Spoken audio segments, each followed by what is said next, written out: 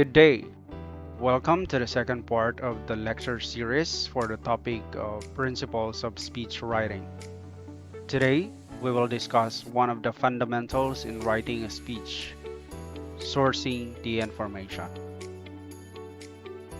We all know that the importance of choosing the right sources of information cannot be overstated. It is a fundamental step in ensuring the accuracy, reliability, and credibility of the information we use, ultimately contributing to a well-informed and knowledgeable individual. The following are various sources of information we can select from. They are books, magazines, journals, newspapers, encyclopedias, the web or the internet, and interviews. Now let's discuss each. Books present comprehensive information about a particular topic or several topics regarding a broad subject. They are like treasure chests of information, and they give us a lot of details about one specific thing or cover many topics about a big subject. Imagine a book, a short guide, helping you explore and understand things deeply. Whether it's a storybook or a non-fiction book, they're all full of interesting facts and ideas. The next ones are magazines. Magazines are published periodically. They contain up-to-date information and are usually about current events or topics of popular interest. Magazines are like friends who always have the latest gossip. They come out every once in a while and tell us all about what's happening right now. Though they're not super detailed, they are still great for getting quick updates on things like celebrities, trends, and current events. You just flip through a magazine and you'll feel in the know.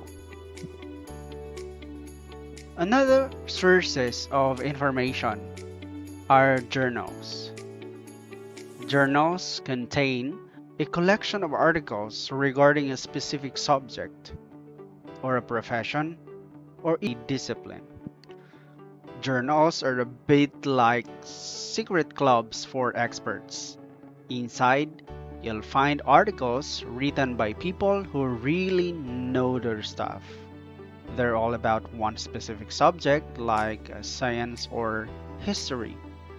Journals help scientists, doctors, and other smart people share their discoveries and ideas with each other. Another source of information are newspapers.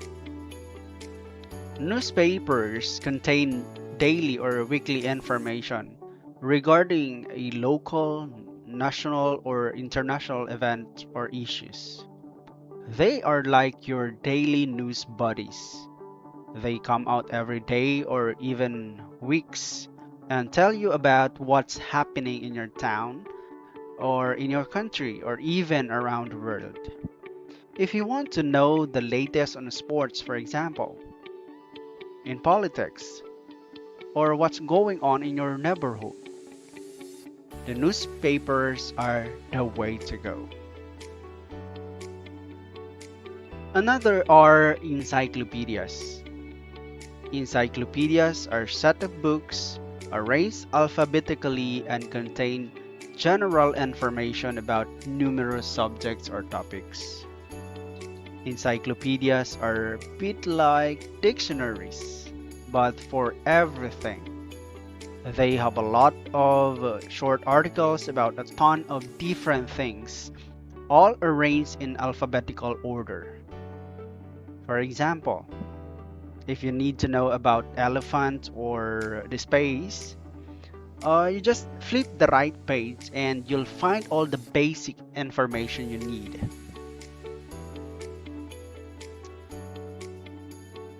The next one, which I think is the most prevalent source of information nowadays, is the internet or the web. The internet provides access to various types of information available online, such as videos, blog posts, documents, and databases. It is like a giant playground of information. You can find all sorts of cool stuff, just like for example the ones I mentioned, the videos, the blogs, the documents, and many more just by clicking around. It's like having a huge library at your fingertips. But we must be careful in looking for information or using information from the internet because not everything on the internet is true. We must choose our sources wisely. The last among our list is or are the interviews. Interviews pertain to meetings between two or more people that aim to obtain in-depth information about a certain topic. The interviewer gathers important information from the interviewee who is an expert or is knowledgeable about the topic. Interviews are like having a chat with someone who knows a lot about something you're curious about. It's like asking your grandma how she bakes the best cookies, and then you get the inside scoop. In interviews, one person talks to another who is an expert or really knows their stuff, and you, the interviewer, gets to learn cool and interesting things from them. So, those are the most common sources of information that can help us write our speech. Now, not all the information we can find in those sources can be used for our speech. We have to make sure that the information we include in our speech is valuable and helpful. The following are the characteristics of good information. First, an information should be current, meaning the information we use should be up to date. If we are going to cite statistics, for example, we should ensure that we obtain the latest figures available. Say for instance, if you're writing a report on climate change, it's important to use recent data and findings. Citing statistics from the last decade might not accurately represent the current state of the environment. We must ensure our information is as current as possible to reflect the latest developments. The next characteristic of a good information is credibility or being credible. We must consider only information that come from reliable sources. That is what we meant by being credible. Credible sources are those that have undergone a review and evaluation process before they are published, or those that are written by experts in their fields of studies.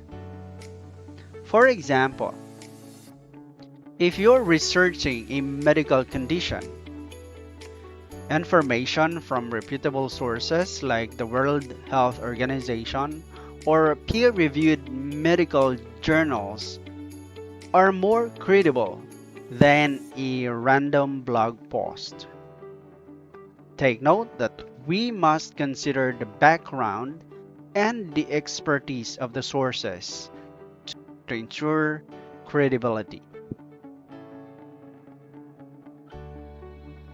Another important characteristic of a good information is objectivity, or being objective, meaning we must make sure that the information we include is unbiased and offers a balanced view of all sides. For example, when discussing a controversial topic like climate change, present information from various perspectives. This might include views from environmental scientists, policymakers, and even the skeptics. An objective approach ensures that your audience gets a complete picture, allowing them to form their own opinions. The next one is accuracy. And accurate information means a good information which is factual and verifiable. What we need to do to ensure accuracy is that we make sure that the information we use is detailed and exact and does not contain vague generalizations. For example, if you're writing about the population of a city, ensure your figures are accurate. Rely on official census data or reputable demographic studies rather than estimates or generalizations. Precise and detailed information enhances the accuracy and the reliability of your work. So, those are the characteristics of good information you have to consider in choosing information from various sources. Now, the easiest way to obtain information is to look through the internet, right? But keep in mind that it is very important to evaluate the credibility of online sources. The following are tips on how you can obtain information from credible sources. First, start with sources that you know are reputable. Based on your knowledge or interest on the topic you're going to speak about, you most likely already have an idea of what online sources are reputable. For example, if you're researching Filipino heroes for a school project, begin with materials from your school library or educational websites recommended by your teachers. Websites like the National Historical Commission of the Philippines or reputable local universities are likely to provide trustworthy information. The next tip to obtaining information from sources is to read the information about the author or publisher. How do we do this? We do this by checking the About Us or Who We Are section of the website to get information about the author or the publisher.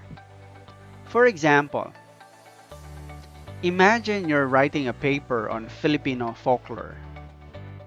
Before citing an online article, check if the author has a background in folklore studies or has written extensively on the topic.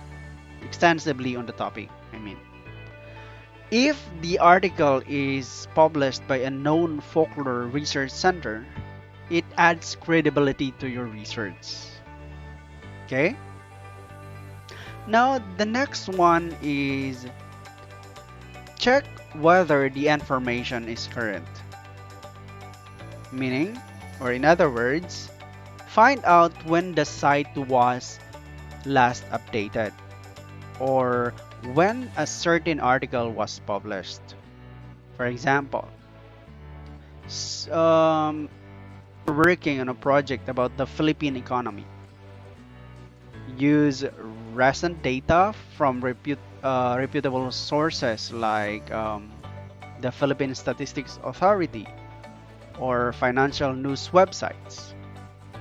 Information from the last few years will be more relevant than outdated statistics or understanding the current economic landscape. Finally, identify the purpose of the website.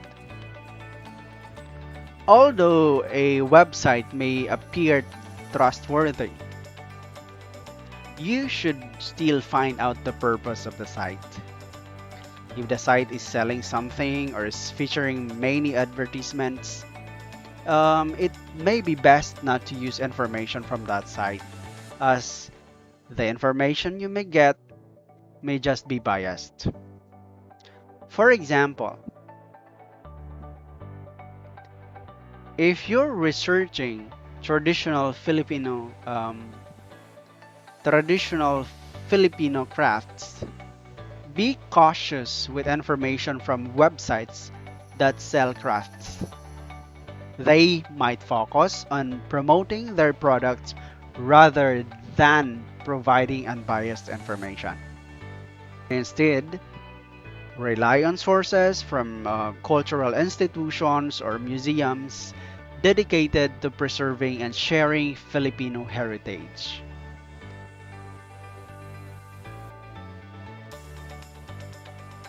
Okay, so those are the tips in choosing information from the various sources.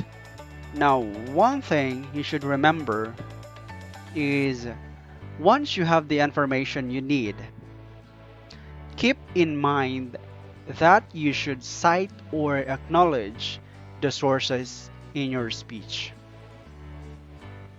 This is to avoid plagiarism. Okay?